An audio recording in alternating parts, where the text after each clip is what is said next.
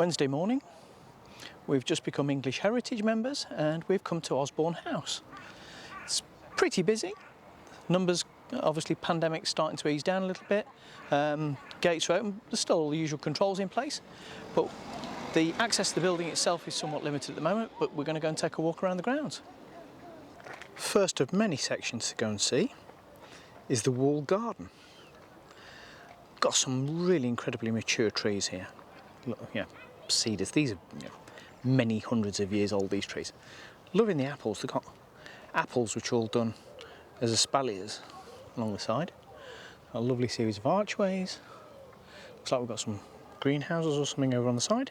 Let's go and take a walk around here.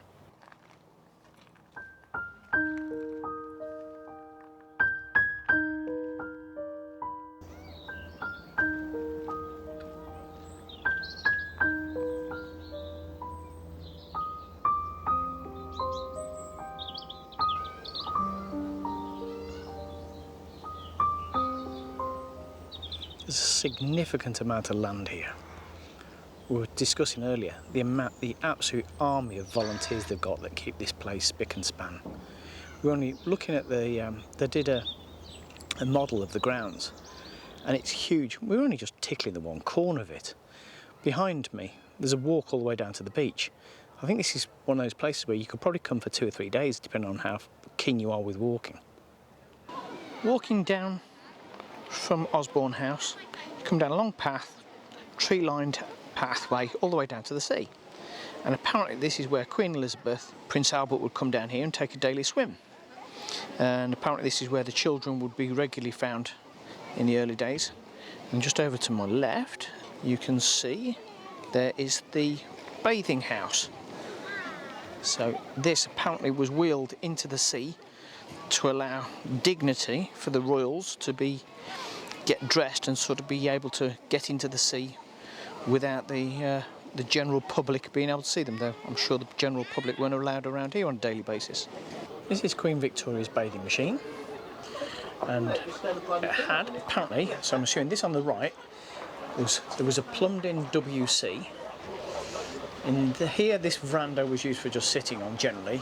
Behind the door would have been closed for getting changed in, and then on the sides here were room for curtains to be drawn so as the Queen, when she entered into the sea, could retain her modesty.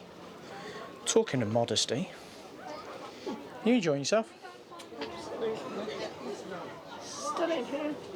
So the Queen would have obviously come in here landing ashore or come down here to bathe.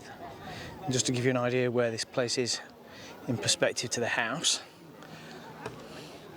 and there in the distance is Osborne House.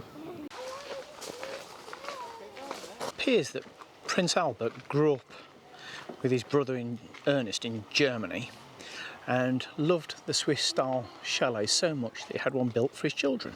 And this was built, I think it is said it was built, started being built in 1853. And this is the inside of the Swiss cottage.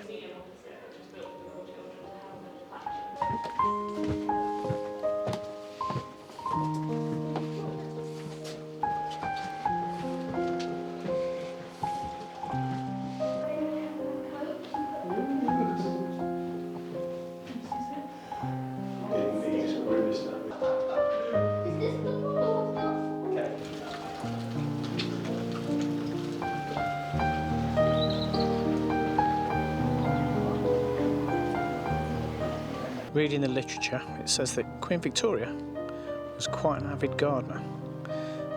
We've got these tea gardens, so I'm assuming there's a little tea house in here somewhere.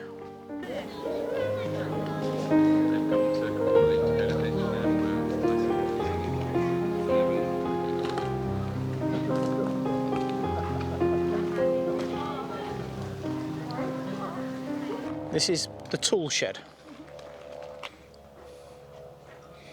All the little wheelbarrows for all of the children. We walk down on the far path which runs 300-400 yards over the other side, and then you walk back up, so you do a sort of circular walk down from the house down to the beach, from the beach over to Swiss Cottage, and then from Swiss Cottage back up this. I think this walk has probably taken us an hour and a half, for a guess. 2 hours.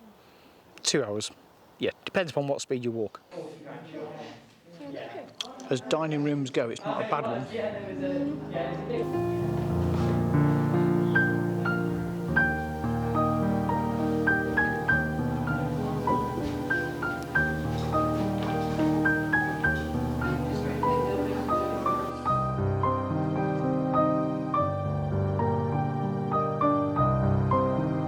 We have Queen Victoria's bath. And Queen Victoria's shower. It is good, yeah. Bit rudimentary, but There's another bun. we're in the Queen's sitting room. Although the curtains are shut, that's got the most amazing view out over the harbour. The Queen's dressing room, where she has a bath and a shower, and go through into the bedroom.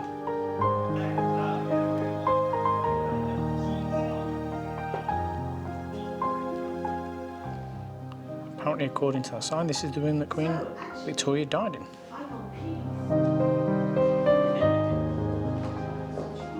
Just walked up a corridor full of pictures of presumably the Indian Commonwealth countries and that sort of territory, and then you walk around this corner into what can only be described as incredible.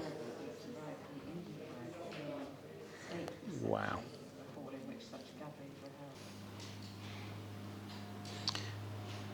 From the seating place at the Queen's table,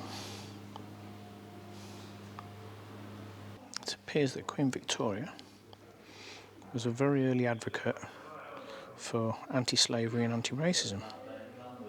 Very much ahead of her time. And from Prince Albert's and the Queen's respective drawing rooms, they look out over this garden, and then the view from the garden out to the sea in the distance. What an existence.